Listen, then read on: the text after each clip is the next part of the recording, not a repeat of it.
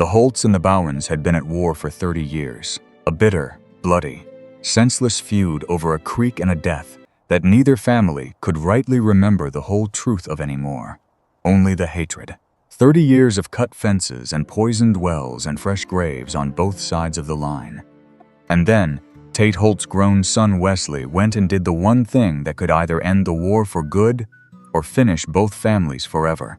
He fell in love with Greer Bowen, the widow across the line. The feud had started, like so many of the worst ones do, in grief and water. 30 years before, the Holt land and the Bowen land had been divided by Calder Creek, the only reliable water in a dry stretch of country, and in a bad drought year, the two families had come to blows over the use of it. Accusations of damming, of stealing, of turning stock onto the wrong side of the line.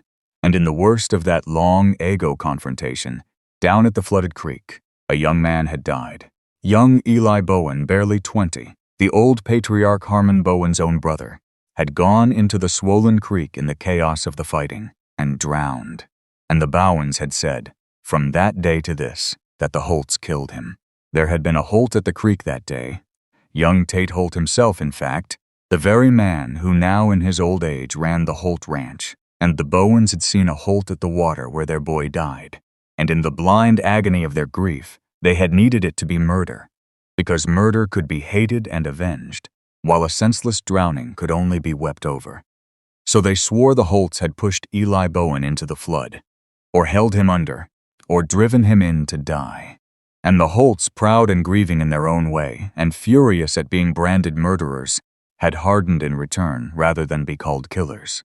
And the thing became a feud, a war, a 30-year inheritance of hatred passed down from the old to the young on both sides of Calder Creek, until nobody left alive could quite separate the truth from the legend, and nobody tried, 30 years of it. Holt cattle found dead in Bowen water, Bowen fences cut in the night, shots traded in the dark, 2 more graves added over the decades, 1 on each side, feeding the fire. The line of Calder Creek became a line no Holt and no Bowen crossed except in anger, and the children of both families grew up knowing exactly one thing about the people across the water: that they were the enemy, and always had been, and always would be. Greer Bowen had married into all of it. She had not been born to the feud. She'd come to the Bowen ranch as a young bride, marrying Harmon Bowen's son Davy, marrying into a war she'd had no part in starting. And the feud had taken her husband. Davy Bowen had died 4 years back in a night confrontation down by the creek, exactly the kind of stupid, dark, feud-bred violence that had been claiming men on both sides for 30 years. And Greer had buried him at 38 and stayed on at the Bowen. Place a widow, helping the aging, grieving Harmon run the ranch, because she had nowhere else, and because the old man, who'd lost a brother and now a son to the war, had no one else left. And here is what made Greer Bowen different from every other soul in that 30-year feud. She had lost her husband to it, and instead of hating harder, she had come to hate the feud itself. She had stood at Davy's grave and understood, with a clarity grief sometimes grants, that the war hadn't avenged anything or protected anyone. It had just killed her husband the way it had killed Eli Bowen 30 years before, the way it would go on killing the sons of both families forever, for a creek and an old drowning nobody even remembered clearly. She was sick to her soul of it. She just had no idea, being one widow in a family of hard-feuding men, what a single woman could ever do to stop a thing 30 years in the making. Wesley Holt felt the same, on his side of the line. He was Tate Holt's only son, raised from the cradle on the feud, taught to hate the Bowens before he could rightly walk, and somewhere in growing to manhood he had come, quietly and privately, to be as sick of it as Greer was. He'd watched the war take men he knew. He'd watched his father grow old and bitter and consumed by a 30-year hatred. And he'd never once been able to explain to himself, when he was honest, exactly what they were all still fighting about, beyond the simple fact that they always had been. But a man does not easily speak such things aloud in a feuding family, and so Wesley Holt, like Greer Bowen, kept his weariness to himself and went on living inside a war he'd never chosen. They met by the creek. Of course they did. Calder Creek, the line, the cause of it all. It was a dry season, and Wesley had ridden down to the water on the Holt side. and Greer had come down on the Bowens side, and they found themselves across the narrow creek from one another. A Holt and a Bowen, alone, at the very water their families had been killing each other over for 30 years. By every law of the feud, they should have cursed each other and ridden off. Instead, for reasons neither could have explained, they got to talking, warily then, less so. Two tired people on opposite banks of an old war, discovering to their mutual astonishment that the enemy across the line was not a monster at all, but a person as weary of the hatred as they were. They met again after that, and again. Down at the creek, where no one from either family would look, two people who'd each lost to the feud, and each privately hated it, found in one, another the only soul who understood. And what began as the strange relief of honest talk with the enemy grew, over those secret meetings by the water, into something neither of them had any business feeling, and neither could stop. Wesley Holt fell in love with the widow across the line. And Greer Bowen, who'd thought that part of her life buried with Davy, fell just as hard for the good weary man on the other bank. It could not stay secret, of course. Such things never do.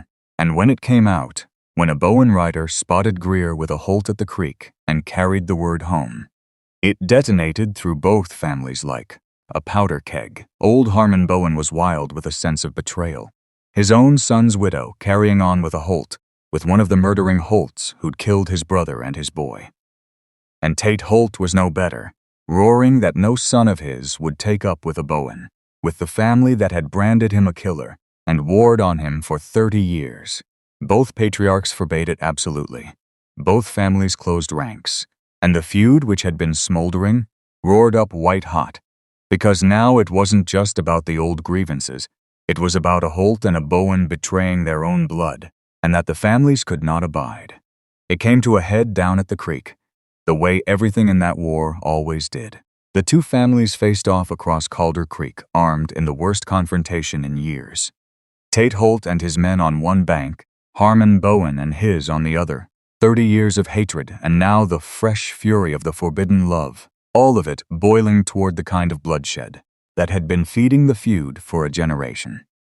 It would have ended in more graves. It had every time before, and Wesley Holt and Greer Bowen walked down into the middle of it, into the creek itself, the contested water, the line, and stood there together, between the leveled guns of both their families, and refused to move.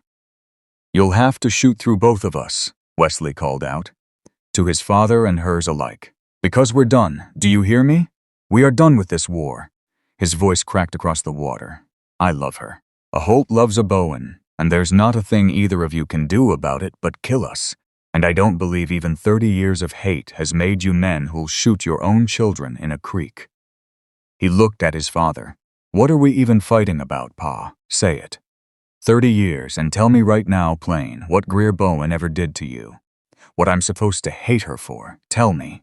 And it was old Harmon Bowen, shaking with grief and fury on the far bank, who shouted the answer that had fueled it all. "Your family murdered my brother 30 years ago, in this very creek. A Holt held Eli Bowen under this water till he drowned, and your father was there. And I have hated every Holt that breathes from that day to this." "That's a lie!" Tate Holt roared back, and then his old voice broke, all at once, on something that sounded less like fury than like 30 years of unbearable grief finally cracking open. "That's a lie, Harmon, and I have let you believe it for 30 years, because you'd have never believed the truth, and being called a murderer was easier to bear then." He stopped, shaking. "I was there. God help me, I was there. And I never held your brother under. I tried to sift him." Silence fell over the creek, both families gone still.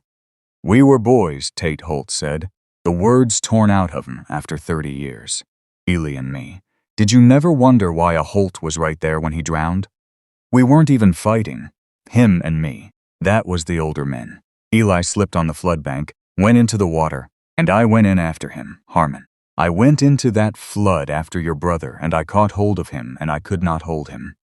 The current took him out of my hands, and I near drowned myself trying." His face was wet.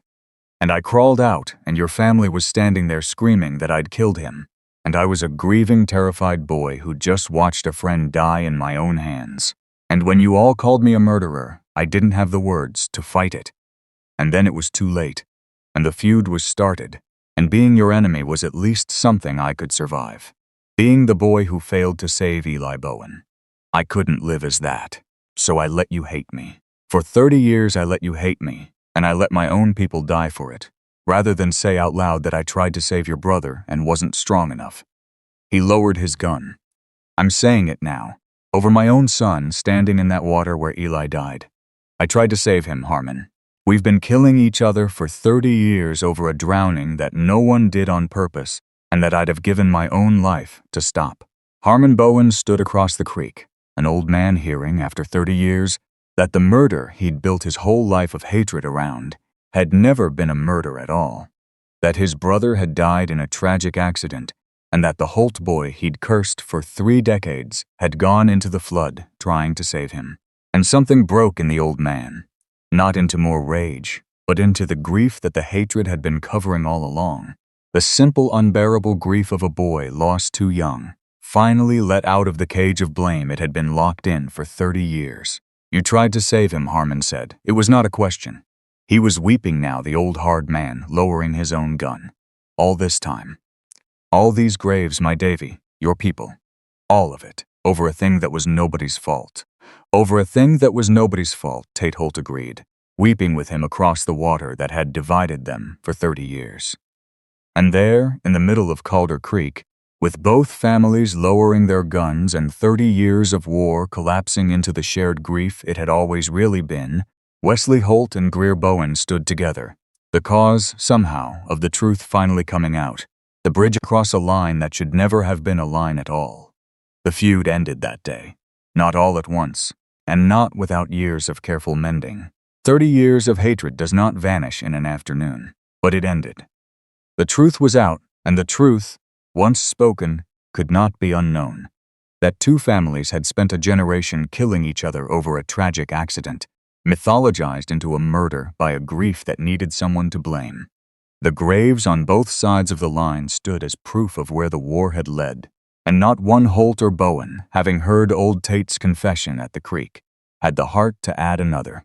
Wesley Holt married Greer Bowen the following spring, in a ceremony attended, stiffly at first, and then, as the day went on, with real and growing warmth, by both families, Holt and Bowen together under one roof for the first time in 30 years.